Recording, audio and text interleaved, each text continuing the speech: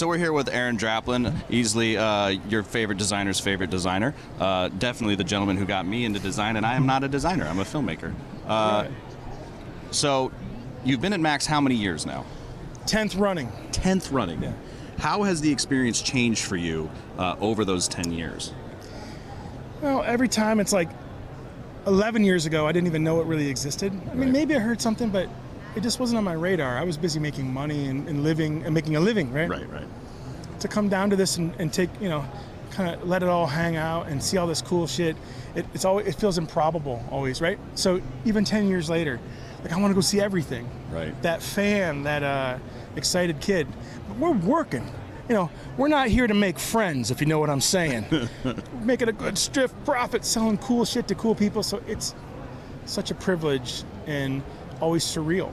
Yeah. Because I still feel like that kid that just wants to go see all the free little stickers and goodies and things. So the ability to come and do this, it just shouldn't happen, Well, and you're also the only person who truly has a merch table, or who has had a merch table at this point, which, by the way, is fucking brilliant. But well, tomorrow they do it like a smaller one with all kinds of cool shit. We used to be in that one, but I was kind of like we were getting overwhelmed. Right. So I rented a space. We were getting overwhelmed with the small ones. Tomorrow will be really fun, right? Okay.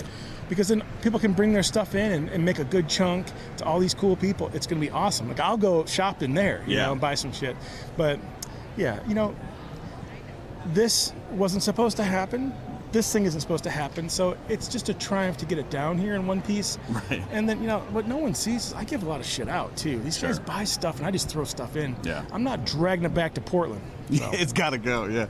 So were you doing a session this time? Because a few years ago you did. Oh, you were? Yeah. I just did it. It was all about saying thank you, like a little love letter to like basically all the people in my life who have allowed me to be a graphic designer. I mean, from Mom and Lee and my sisters and shit, all the way up or down to like my accountant. Right. There's so many parts and pieces, and you tend, the megalomania of having all these people at your booth all day long, you tend to forget that there's people that are worried about making sure that you have the right contract in line or the right timing on something. And these are friends, and it's not like some big business bullshit. It's like, it's cool. So that was kind of a love letter to like, I think about that stuff all the time. I'm very thankful. And that just made it official, maybe, Yeah. Instead of just more, I mean, there's show and tell weaved in. Sure. But, probably embarrassed a lot of people today. So, yeah. Well, but you've also got the was that one streamed at all? I think it was. So you could potentially see it online, but you've also got tons of educational stuff. Yeah. Online. Skillshare, is that one of them? Yeah. Tons of Skillshares. I mean, the main thing with that is attention's a weird thing, and to have someone's undivided attention for 40 minutes, it's weird in this age. So we really try to make them fun. We really try to make them chill. We really try to make them accessible. And any kid starting out can jump in, and any kid who's a big expert can jump in there too. That's the idea. Like, I've gone into those things and felt like I'm not welcome because I'm not at that level of whatever it is. We're really careful about that. So I'm super proud of that for Skillshare because, I get youngsters writing me and saying, I'm going to be a graphic designer because that was fun. I'm still that person. That's still that kid, No, I mean, one thing that not to toot your horn, but one thing that I always appreciate about you is your enthusiasm for what you're doing, whereas especially in the film world, it's so easy to get jaded. I know, man. First of all, Apple boxes, shit, things you gotta, cords and bullshits. The lens cap's on over there, man. The lens cap's on. Got a tough crowd. Not even paying attention. He's just sleeping over there. He wants to drink his Coke. The more I know about rock and roll, the more I know what it takes to do your job, the more I know about these things that are magical to me. I just don't want to know, because then I'll see how many cords you have to drag around, and what it's like, how heavy your Pelican case is. It gets unfun quick. So I hear people bellyaching about that shit when I'm up in Portland, my buddies who are sound guys or whatever. I understand.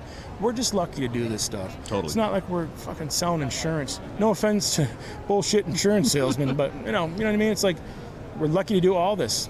Yeah. Well, events like these definitely give me more like energy to be creative, because you end up meeting a bunch of other creative people and stuff like that. I mean, come here, get the buzz, get weird, but keep one foot making money. Right. A couple little gnarly little knuckles making fun shit. Yeah. Because you got to keep it in perspective.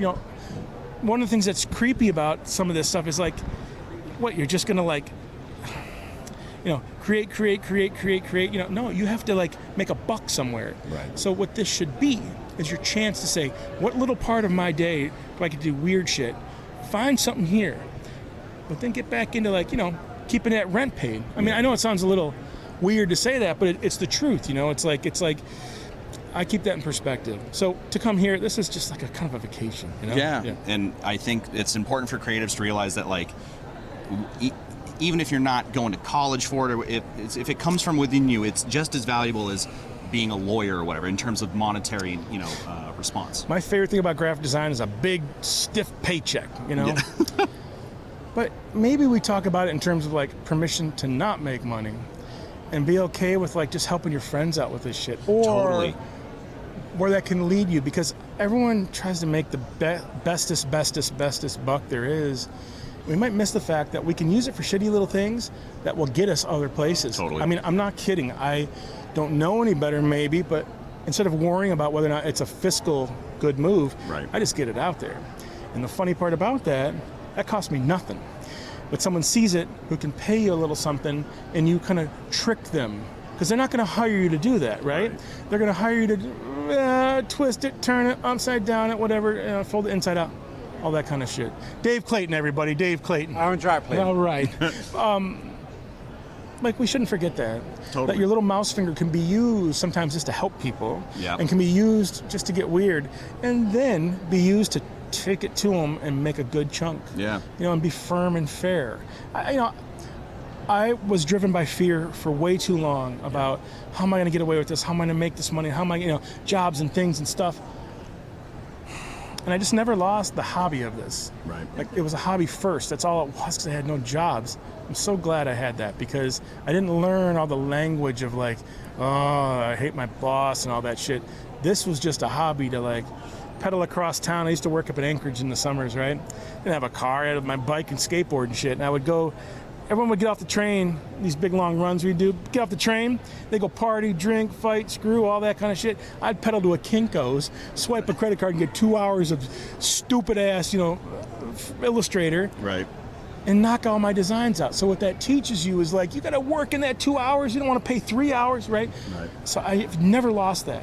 Every day I sit down on this stuff, it's a privilege, and to make a buck, it's just a little different way to attack it. Now listen, you can't take a bag of cool to the bank. You got to take paychecks and shit. But just don't be afraid of that stuff. Yeah. That's all. Well, and you've mentioned a few times about like the skateboarding background, the punk rock background and stuff. And I was kind of wondering if you could articulate what that means for you from like a business or well, maybe not even a business, but just fun, like, working sense. That's a fun one. I like this, because what you get is these these knuckleheads that write me and say, well, wait, you're not quite punk rock, or whatever. It's not spiky hair and fucking t-shirts and whatever the hell it is, shit in your nose. It's not an aesthetic, it's a lifestyle. It's a fucking thinking for yourself.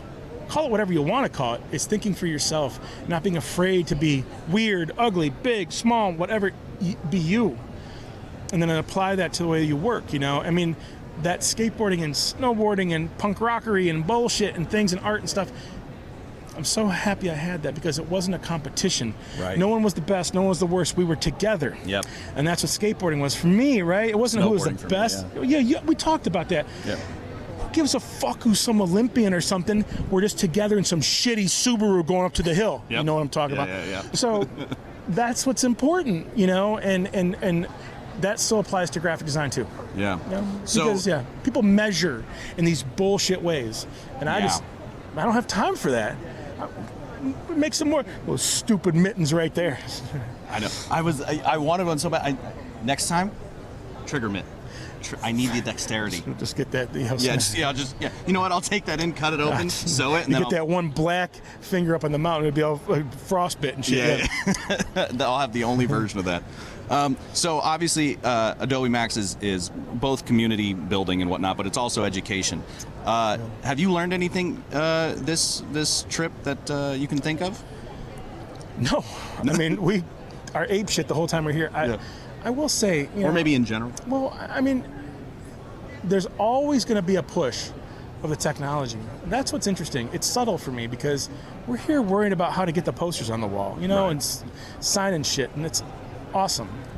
But I'll go and take a look and do a little deep dive for a couple hours and just walk away blown away, because this is all being moved behind the scenes at all times.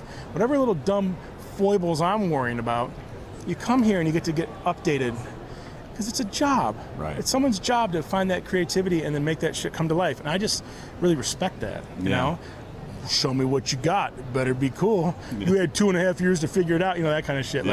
You know, because we haven't all been together. I mean, just to come to these things and hang out and they feed you. I watched a guy eat some taquitos the other day. It's like his first day on Earth or something. Not like 3 of them, Might have been me.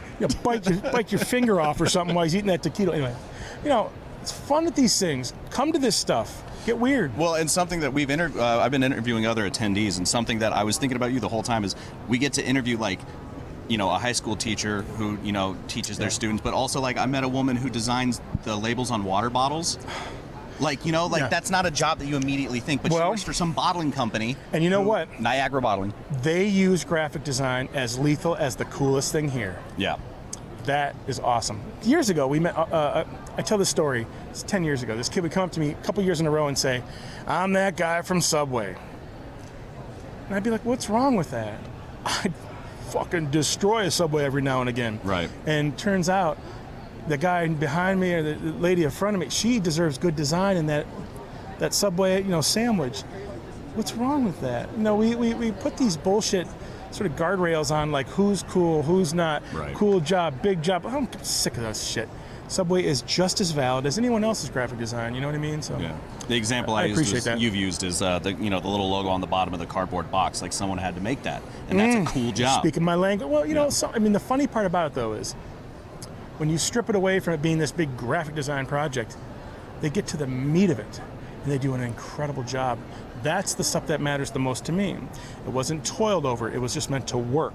There's a beauty to that innocence and that purity versus let's be ironic, let's be this, let's be that. It can be just done. Yeah. And that's my favorite, because that's where the gems are. All this other shit gets a little persnickety, Yeah, totally. Well, thanks for spending the time with me, man. Kenny, nice to meet you, man. Yeah, and thank you, man. Thank you.